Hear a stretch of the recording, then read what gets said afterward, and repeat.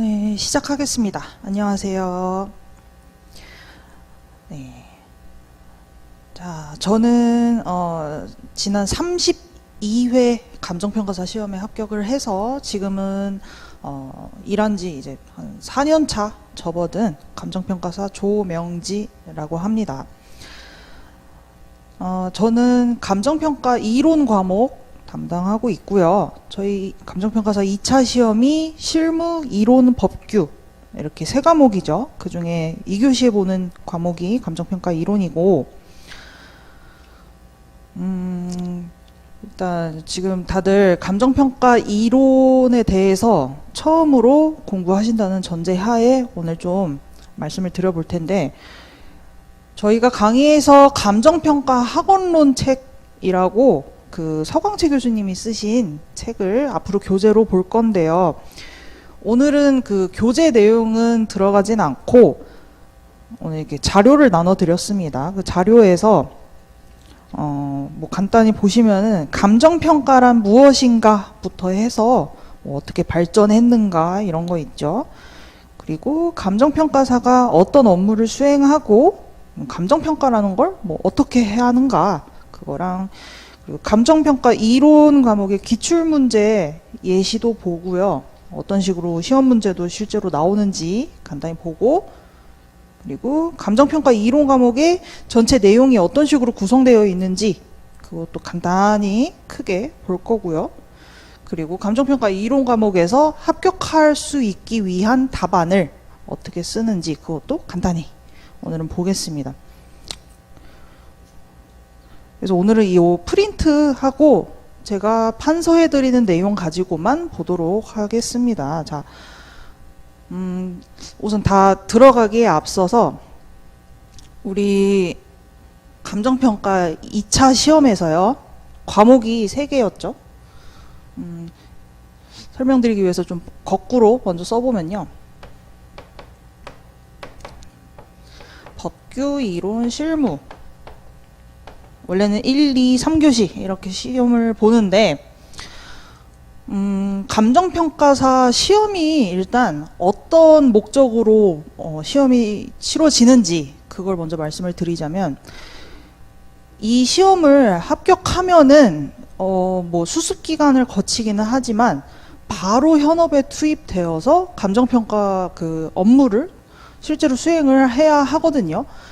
그래서 뭐 구체적으로는 합격한 지 뭐 5년 지나고 6년 지나고 뭐 해야 경매평가, 소송평가, 그리고 뭐 3년 지나야 공시지가 평가가 가능해지고 그런 건 있지만, 기본적으로 일단 합격을 해서 자격자가 되는 순간 저희 지금 내년 대비라고 하면은 37회 대비죠.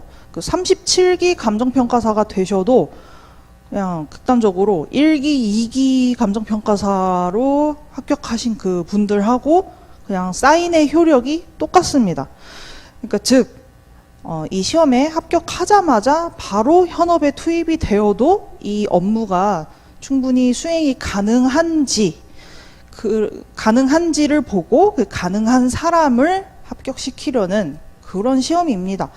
그래서 우리 감정평가사 2차 시험의 3과목은 결국 감정평가를 실제로 할 수 있으려면 알아야 하는 내용을 가지고 시험을 보는 거라고 일단 보시면 되는데, 그럼 감정평가사가 되어서 감정평가 업무를 하려면 알아야 하는 내용에는 뭐 예를 들어서 이만큼의 내용이 있다고 하면요, 그 중에 법으로까지 만들어져서 이거는 안 지키면 절대 안 되는 그게 법이죠.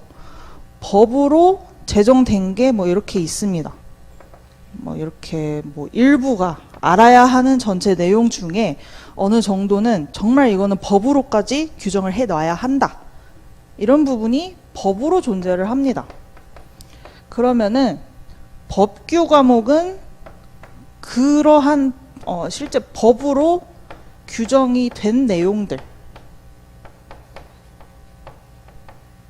공부하는 과목이라고 보시면 되고, 이론은 법으로 규정되진 않았지만 그 외에 감정평가를 하기 위해서 알아야 하는 이제 나머지 내용들 있죠. 법으로는 규정되지 않은 그게 이렇게 법 규정은 안 됐지만 이론적으로 알아야 하는 내용에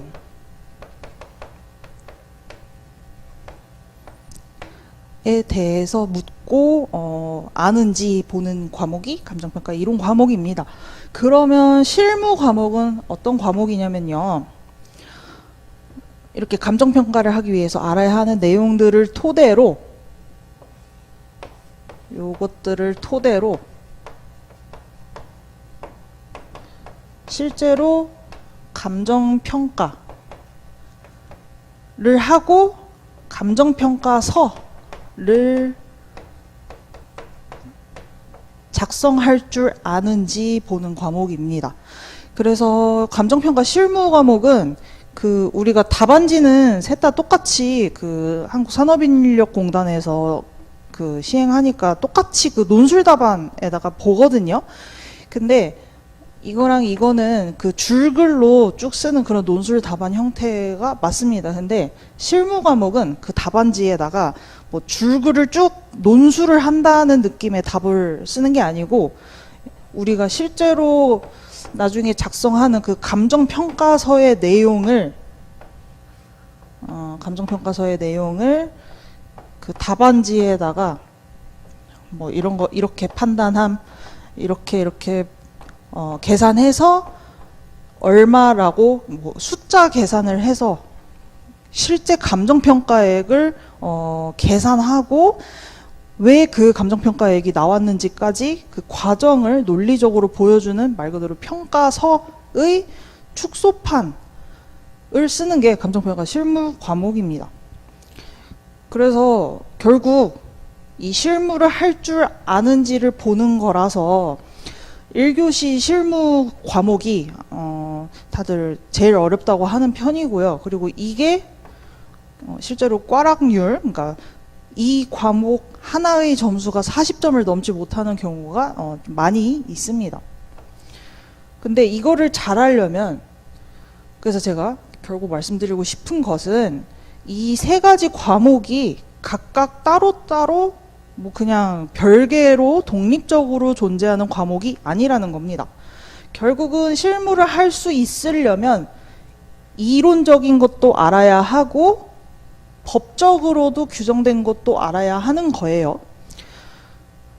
그러면은 결국 뭐 제가 이론 강사라서도 그렇지만 이론이 제일 우리가 공부를 열심히 해야 되고 제일 중요한 과목입니다. 그리고 이론을 제대로 공부를 하면은 사실 실무 과목도 점수가 따라옵니다.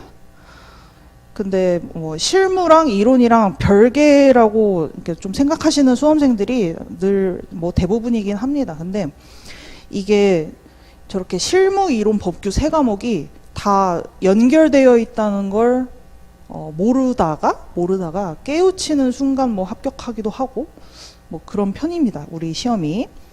근데 여러분들은 처음부터 이 세 과목은 다 연결이 되어 있는 거고 어느 하나만 뭐 잘한다고 해서 되는 게 아니고 오히려 어느 하나 잘 하면은 딴 것도 따라오는 게 당연한 그런 공부를 하는 공부 내용이 있는 시험이구나. 그거를 처음부터 다들 아셨으면 좋겠어요.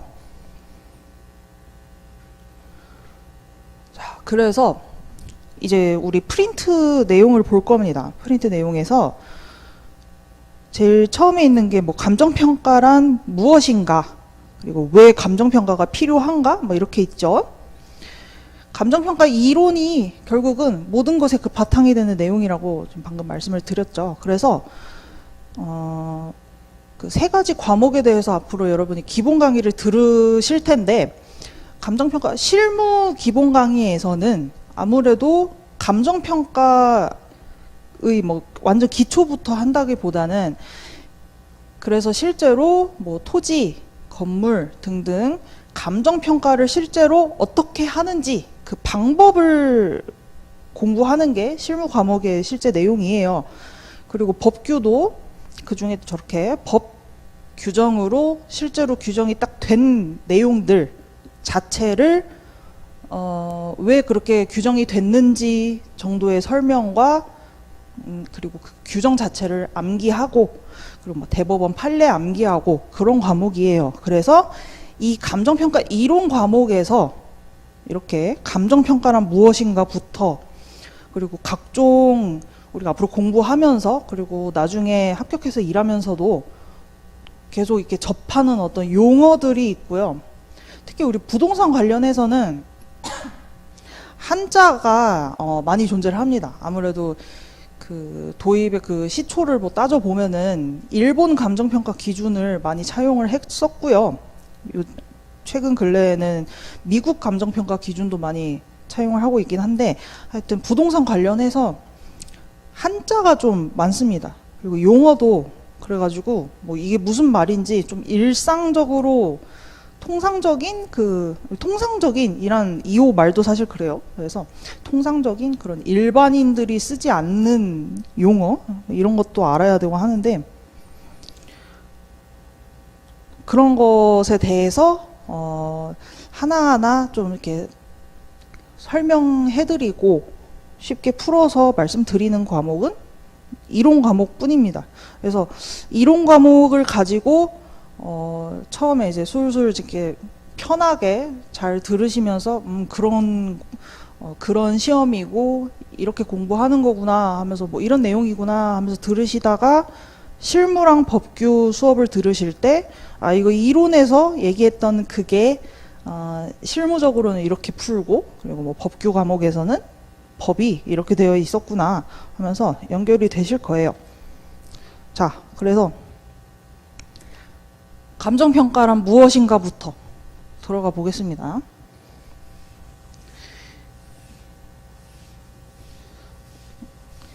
이따가 그 프린트에 1페이지에서 맨 밑에 있는 그 감정평가의 역사와 관련한 표가 있거든요. 그래서 거기서 볼 거긴 한데 우선 우리 감정평가 관련해서 법이 우리가 메인으로 봐야 하는 법은요 3가지가 있습니다.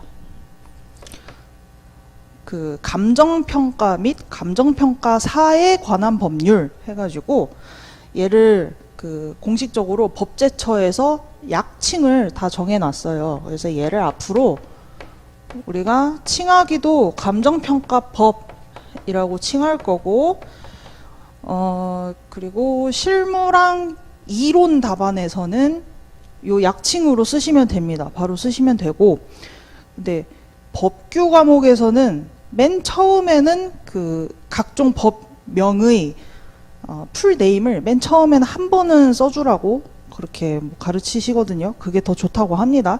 네, 하여튼 우리 실무랑 이론에서는 약칭으로 하시면 되고 감정평가법이랑 그리고 감정평가에 관한 규칙이 있습니다. 얘는 줄여서 감칙이라고 앞으로 부르시면 되고 그 다음에 감정평가 실무 기준이라고 있습니다. 얘도 줄여서 보통 실무 기준이라고만 우리가 부릅니다. 그리고 이 법은 아니지만 요 실무 기준에 대해서 우리 협회, 감정평가사 협회 차원에서 이 실무 기준에 대해서 실무 기준 해설서 얘는 사실 내용이 딱 그 법 규정된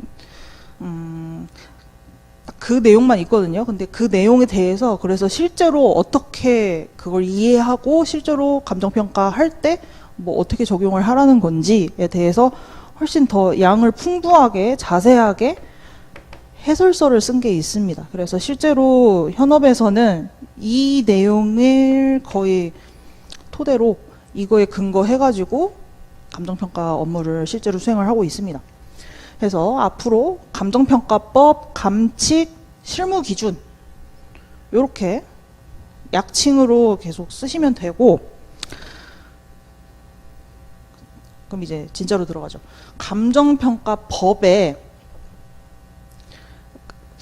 그 뭐 법규 시간에 또 들으시겠지만 얘네끼리 또 어떤 게 더 상위 법령이냐, 그러니까 더 지금 뭐 초반이니까 그냥 쉽게 얘기를 하자면 더 파워가 있는 법이 뭐냐 이렇게 했을 때 뭐 이 순서입니다. 그러니까 감정평가법이 가장 상위 법령이고, 이것의 위임을 받아서 감칙이 제정이 된 거고요. 이거의 위임을 받아서 실무기준이 제정되고, 그래갖고 내용 분량 자체도 얘는 요만큼 제정을 한 거고, 위임을 해서 구체적인 건 너가 해라 해서 이렇게 제정하고, 또 요것도 분량이 사실 적어요. 그래가지고 얘가 또 위임을 해서 더 자세한 건 너가 해라 해서 이만큼 규정하고 이런 식입니다. 하여튼 네, 다시 그래서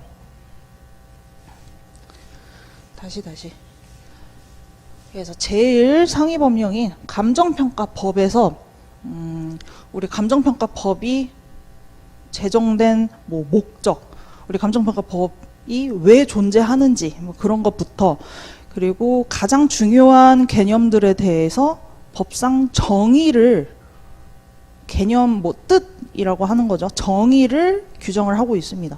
그래서 감정평가법 제1조부터 쭉 있겠죠. 제2조에 제2호 여기에 감정평가의 개념을 정의를 하고 있습니다. 그래서 보시면 토지 등의 경제적 가치를 판정하여 그 결과를 가액으로 표시하는 것 이렇게 하고 있죠. 근데 이 정의라는 게 물론 요거를 앞으로 감정평가 이론 답안을 특히 작성을 하실 때 감정평가란 토지 등의 경제적 가치를 판정하여 그 결과를 가액으로 표시하는 것 이러면서 그거를 요거 그대로 암기하셔가지고 답안에 쓸 줄 아시긴 해야 합니다. 근데 이 정의라는 게 단순히 그냥 암기를 하면 되는 그냥 글자가 아니고요. 이 각각의 다 쪼개서 하나하나 들어있는 의미 자체를 파악을 하는 게 중요합니다. 그래서 이제 프린트에 첫 번째 감정평가는 무엇인가의 감정평가 정의 요거 적어 드렸죠. 그리고 이제 그 밑에 보시면은 4가지로 지금 쪼개져 있죠. 제일 먼저 감정평가의 대상. 감정평가는 어떤 걸 대상으로 하냐면요. 토지 등입니다. 토지 등. 감정평가라는 게 사실상 어떤 가치가 존재를 하면은 그 대상이 사실상 무제한이라고 할 수가 있습니다. 뭐 저는 뭐 한때 그래갖고 감정평가사가 어떤 거 감정평가를 하는 거냐 하고 누가 물으면 그냥 뭐 사람 빼고 다 할 수 있다 이렇게 얘기를 했었는데, 심지어 사람의 어떤 가치까지 뭐 연예인에 대해서 한 적이 있어가지고, 제가 한 건 아니지만 그 참여를 한 적이 있어가지고 그냥 사실상 무제한입니다. 감정평가의 대상은 가치가 존재를 한다면 그 가치가 얼마다라고 저희가 판단을 해주는 거니까. 그래서 근데 토지 등이라고 할 때 아무래도 감정평가라는 제도 자체가 부동산, 그러니까 즉 토지랑 건물을 중심으로 발전해온 그 학문이긴 합니다. 그렇다 보니까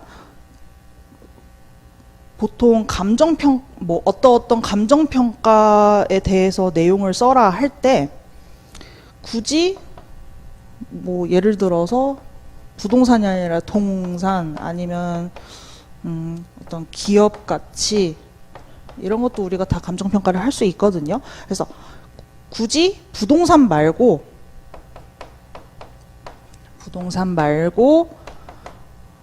외에 어떤 것을 특정지어서 얘기하면서 의 감정평가 시 어떤 것에 대해서 뭐 설명하시오. 문제가 만약에 이렇게 나온다. 그러니까 즉 감정평가라는 거 앞에 그 대상을 부동산 말고 딴 걸로 굳이 특정을 하지 않는 이상 기본적으로 그냥 감정평가 하면은 부동산 감정평가를 기본적으로 칭하는 걸로 좀 암묵적으로 이해를 하시면 됩니다. 사실 그러니까 실제로 감정평가 현업에서도 감정평가의 대상은 뭐 대부분이 부동산이긴 합니다. 대부분 부동산이고요. 그 다음에 대상 받고, 그 다음에 2번 감정평가의 목표. 목표는요, 경제적 가치를 판정하는 거죠. 근데 여기서 중요한 거는 그냥 가치가 아니고 경제적 가치를 판정하는 겁니다. 뭐 어떤 물건에 대해서 가치라고 하면은 다양한 개념의 가치가 존재를 하죠. 뭐 종교적 가치, 사회적 가치 있는데 우리가 구하는 것은 경제적 가치입니다. 경제적 가치를 구하는 거고, 근데 경제적 가치라는 것도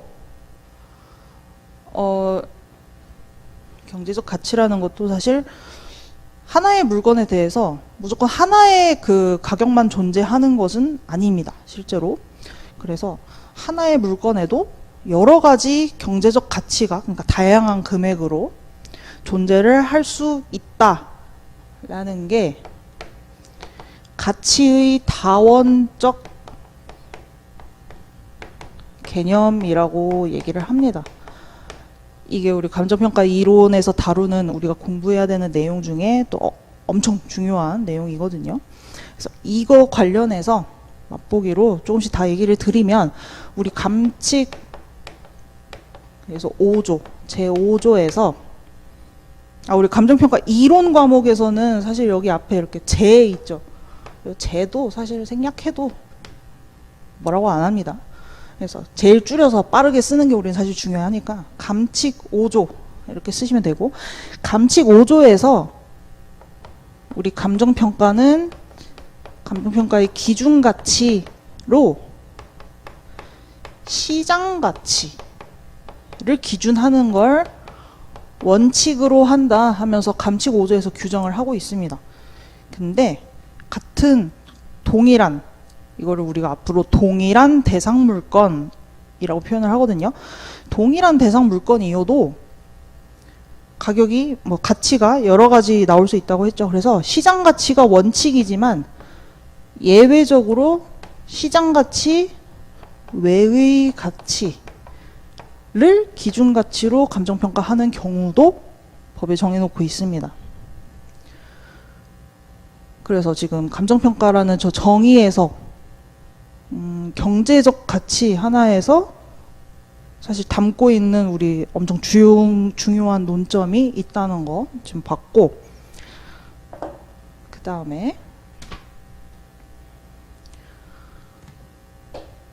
3번 감정평가의 본질은요, 얘는 또 이거죠. 판정입니다. 판정은 뭐 쉽게 말하면 판단해서 결정한다 라고 할 수 있고요. 근데 판단을 하고 어떤 결정을 한다는 말이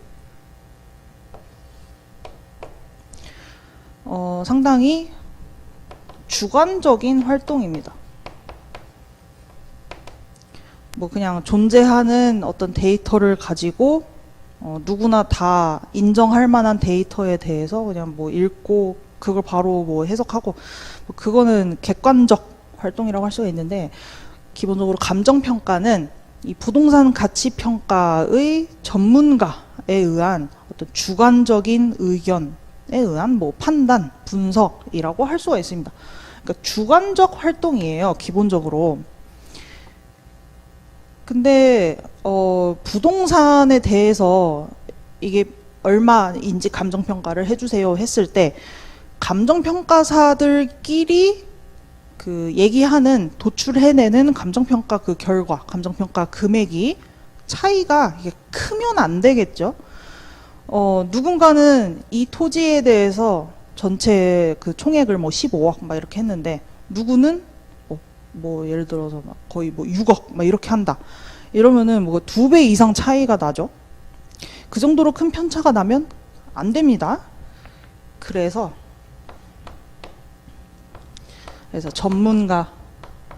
전문가의 판단인데, 전문가의 판단이라는 거는 큰 편차가 존재하면 안 돼요. 그래서 이 주관성이라는 것을 주관성 극복하기 위한 방안으로 첫 번째로 복수평가라는 걸 두고 있습니다. 제도를. 그러니까 주관성 극복 제도. 여러 가지 방안과 뭐 이론적인 내용이 있습니다만 일단 핵심이 되는 제도만 먼저 말씀을 드리면, 첫 번째는 복수평가고, 두 번째는 최저 평가액하고 최고 평가액의 격차가 10%를 넘지 말아야 한다라는 토지보상법의 규정이 있습니다. 토지보상법 시행 규칙에 규정이 있습니다. 그래서 주관성 극복 관련해서 또 주요한 논점 중에 하나입니다. 왜냐면 감정평가 활동은 본질이 주관적이라서 그렇습니다. 그 다음에 4번 감정평가의 결과는 가액으로 표시한다. 이렇게 되어 있죠. 가액이라 함은 다른 말로 하면은 화폐액을 말을 하는 거고요. 화폐액이라 함은 막 뭐 몇 원 이렇게 그러니까 금액으로 표시를 할 수 있다는 거죠. 이 화폐액이라는 거는 현대 자본주의 사회에서 그 경제적 가치를 그 가치 측정 수단으로서 가장 일반적이고 대표적인 도구죠. 그래서 이 화폐액으로 표시하는 방법에는 딱 그냥 몇 원 해가지고 얼마라고 딱 해주는 점으로 추정하는 방법도 있고, 몇 원에서 몇 원 사이라고 하면서 구간으로 추정을 하는 방법도 지금 국내 감정평가 실무에서는 존재를 합니다. 이런 내용들이 있어요. 감정평가 정의 하나만으로도 이렇게 담고 있는 내용이 많습니다. 그러니까 법 규정이 하나하나 자체가 그렇게 규정되기까지 정말 많은 사람들의, 전문가들의 오랜 시간 그 심사숙고를 거쳐서 그렇게 규정이 최종적으로 된 겁니다. 그렇기 때문에 법 규정이 앞으로도 그 하나하나 단어 하나하나에 사실 담고 있는 뜻이 많다는 거를 계속 인지하고 공부를 해주세요. 허투루 볼 게 하나도 없습니다. 막 조사 하나하나까지도 뭐 뭐뭐의 뭐뭐로 할 것이냐, 아니면 뭐뭐에 대한 뭐뭐로 할 것이냐, 하여튼 조사 하나까지도 다 신경 써서 규정을 하기 때문에 그렇습니다. 이제 1번을 본 거고, 그 다음에 2번 넘어가면요. 왜 감정평가가 필요한가죠? 감정평가가 왜 필요한지. 감정평가라 함은 달리 말하면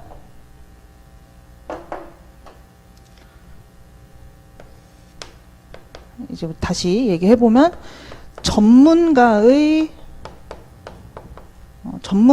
의한 가치 판단이라고 할 수가 있어요.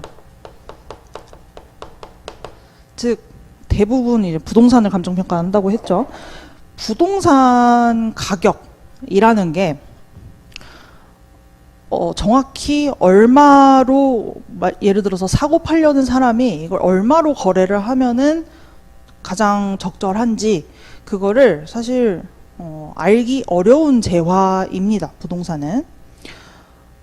근데 그러니까 여러분들 뭐 부동산 거래한다 이렇게 하면은 대부분 거래하는 게 우리 국민들의 대부분이 부동산 거래한다 하면은 아파트 가지고 거래를 하죠.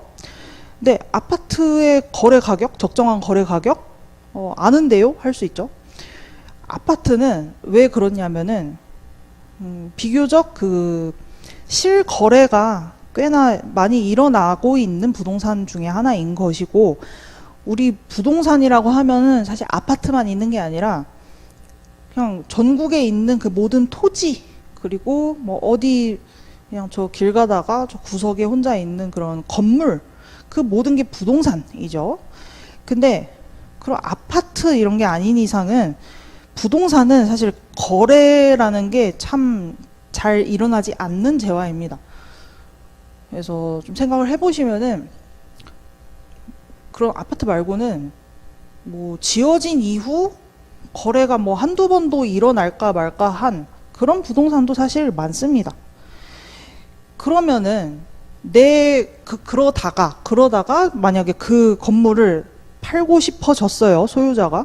그러면 대체 이 건물을 토지랑 건물을 얼마를 받고 파는 게 적정한가?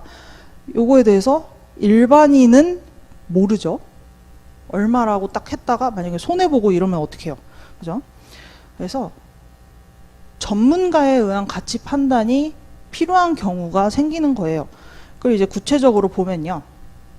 첫 번째로 이 부동산이라는 게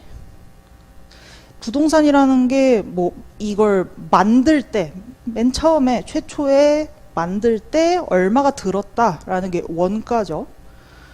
반대로 부동산 외에 뭐 일반적인 그냥 뭐 이런 분필 같은 일반 재화를 생각을 해보면은, 일반 재화는 누가 그 가격을 결정하죠? 보통 공급자, 일반 재화를 생산을 해서 시장에다가 공급하는 공급자, 보통 일반 기업이죠.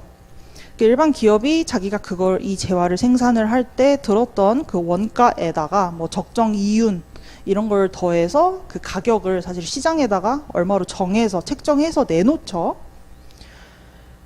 즉 일반 재화의 가격은 그 원가를 아니까 원가를 토대로 공급자가 결정을 합니다. 근데 부동산은 원가를 알기가 어려워요.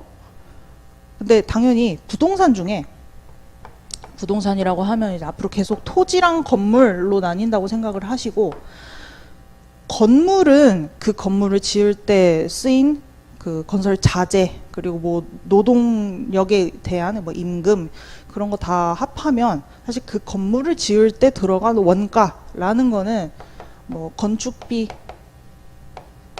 플러스 알파 이런 식으로 해서 건물의 최초 원가는 사실 뭐 구하려면 구할 수 있는 개념이에요. 근데 문제는 토지인 거죠. 토지의 원가라고 했을 때 그 토지를 맨 처음에 샀을 때 뭐 거래한 금액, 이 토지의 원가 아니냐고 생각할 수가 있는데, 그것도 사실 원가는 아니죠. 원가는 진짜 맨 처음에 그 재화 물건을 맨 처음에 만들었을 때 들어간 그 비용이 원가거든요. 그러면 토지는 인간이 만든 게 아니죠. 그냥 원래부터 주어진 천연 자원이죠. 그래서 토지의 어떤 최초 원가라는 거는 알 수가 없습니다. 최초 원가라는 걸. 그렇다 보니까 그런 원가에 기초해서 토지의 그 적정한 가격이라는 거를 얘기를 하기가 어려운 거죠. 그 다음에 시장의 불안전성, 이거는 부동산 시장, 그리고 여기서 말하는 그 시장이라는 말은 우리가 그냥 어디 시장 가서 뭘 샀다 할 때 말하는 어떤 구체적이고 실제로 존재하는 그 현실 시장을 얘기하는 건 아니고요. 이걸 그래서 추상적인 시장이라고 표현을 하거든요. 대표적인 용례가 뭐 그거죠. 지금 뭐 시장 상황이 많이 안 좋다. 뭐 부동산 시장이 급변하고 있다. 이러면서 할 때 쓰는 그 시장. 추상적인 그냥 거래가 일어나는 그 추상적인 공간, 그걸 얘기를 합니다. 그래서 부동산 시장은 뭐 부동산이라는 것 자체가 일단 금액이 엄청 비싸죠. 엄청 비싸고 그걸 이제 고가성이라고 표현을 합니다. 고가성이란 것도 있고 그렇다 보니까 이게 뭐 만드는 족족 뭐 다 팔리는 것도 아니고 하니까 공급자, 그러니까 즉 뭐 건물이라고 치면은 그 건물을 짓는 건설업자라고 할 수도 있고, 아니면 꼭 새로 안 짓더라도 기존에 갖고 있는 부동산, 토지나 건물, 부동산에 대해서 기존에 갖고 있는 걸 시장에 내놓는 것도 공급자라고 할 수가 있어요. 그 부동산은 그 금액 자체가 이렇게 크고 쉽게 뭐 샀으면은 그걸 빨리 뭐 되팔고, 아니면 만들었으면 빨리빨리 다 팔아 해치우고 그럴 수가 없는 재화예요. 그래서 수요자 공급자가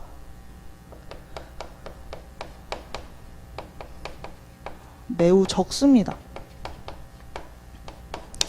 매우 적은 시장이고, 그렇다 보니까 거래 자체가 잘 안 일어난다고 볼 수 있어요. 그러니까 항상 그 대비되는 거는 일반 재화에 비해라고 생각을 해주세요. 일반 재화는 아까도 예를 든 것처럼 그냥 이런 분필 있죠. 뭐 종이, 그리고 뭐 묻은 재화, 뭐 칠판도 되겠고, 그러니까 부동산이 아니고 일반적으로 뭐 그냥 사고 팔고 하는 일반 재화를 일반 재화라고 해서 부동산이랑 대비해서 개념이 앞으로도 계속 언급이 될 거고요.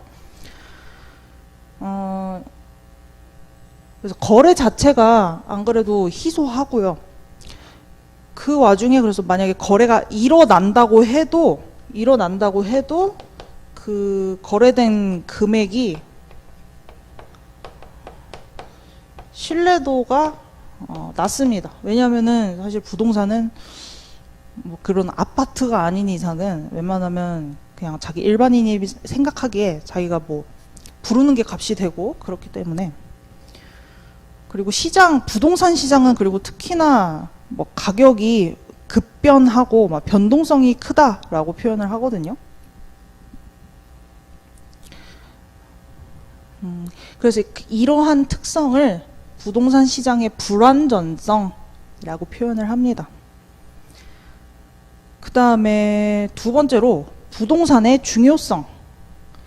부동산은, 그러니까 결론부터 얘기를 하자면 부동산은 너무 중요한 재화이니까 이 부동산의 가격은 가치는 전문가가 판단을 하는 게 필요하다. 제대로 판단을 해야 한다. 인 건데, 부동산이 왜 중요한지 이유가 세 가지가 있죠.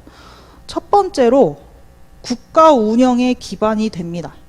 그러니까 토지가 대표적으로, 토지라는 게 일단은 그 자체만으로도 어떤 국가가 존재할 수 있는 그 물리적인 그냥 기반이기도 하죠.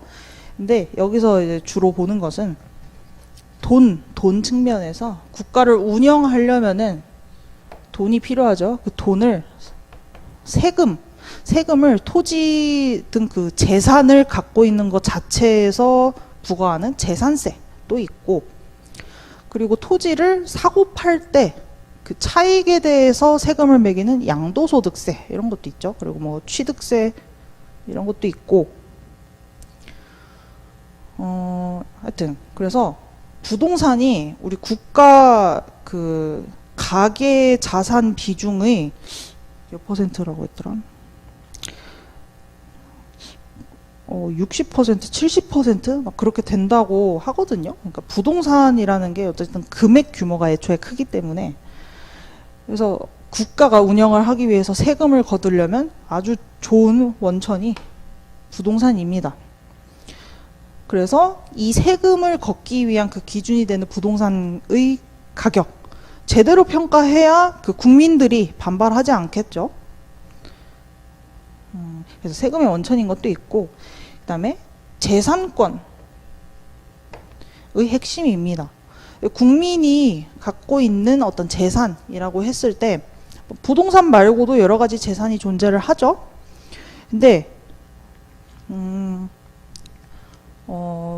우리나라 국민 전체로 봤을 때 하여튼 7, 80% 그렇게까지가 사실 자산 구성의 7, 80%가 부동산입니다. 그리고 이 재산권이라는 단어 자체가 그 헌법에서 보장하고 있는 그 핵심 그 권리가 있어요. 국민의 생명이랑 국민의 재산권을 보호하고 있어요. 헌법에서. 근데 우리 뭐 최근에 뭐 전세 사기 이런 일들이 있었죠. 그거는 국민이 자기가 그 갖고 있는 재산권, 부동산, 전세라는 그 재산권에 대해서 사기를 당해서 비관을 해서 생명을 끊는 그런 사건이었죠.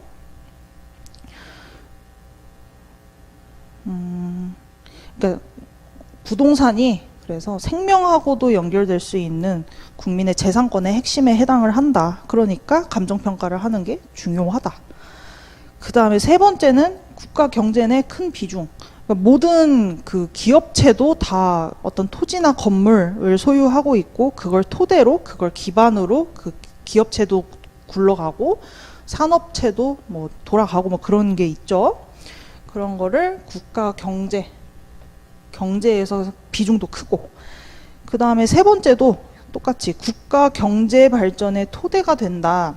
근데 이거는 그 자체로 그 토지랑 건물이 쓰인다 그거 외에도 이거는 그 국가의 그 경제가 시장 경제가 유지되고 그리고 활성화가 된다라는 말이 다르게 표현하면은 그러니까 돈이 시장에 돌아야 시장이 뭐 산다 이렇게 얘기를 하죠. 근데 이제 돈이 돈다는 게 거래가 일어난다는 말을 하는 거죠.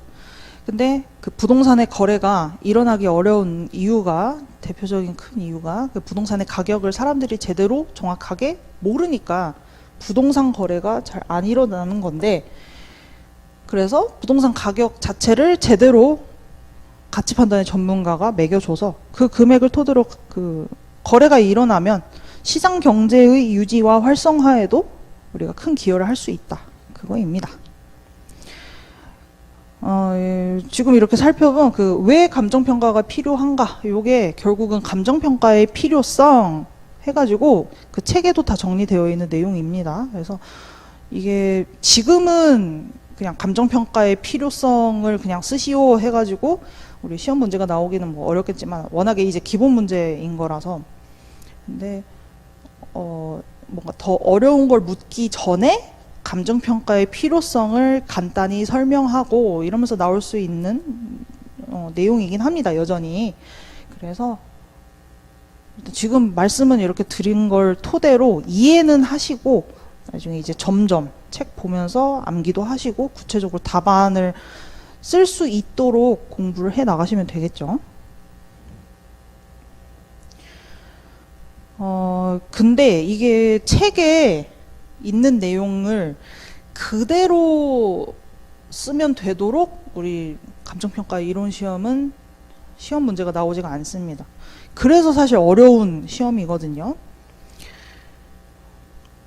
그래서 결국은 그 책을 달달달 외운다고 해서 우리가 합격할 수 있는 시험이 아닙니다. 오히려 그 책을 달달달 외웠는데 그걸 그대로 쓰면 오히려 답과 약간 어긋나게 문제를 일부러 내시는 편이란 말이에요. 실제 채점하시고 출제하시는 분들이.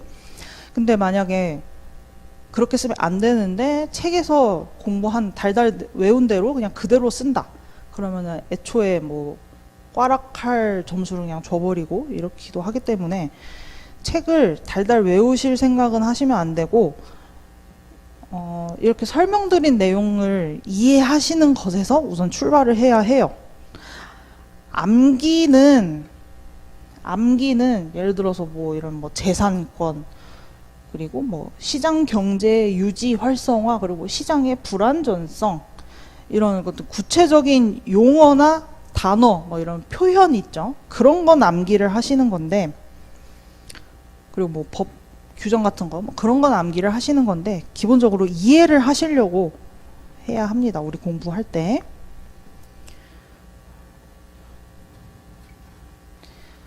그럼 잠깐 쉬었다가 이어서 보도록 하겠습니다.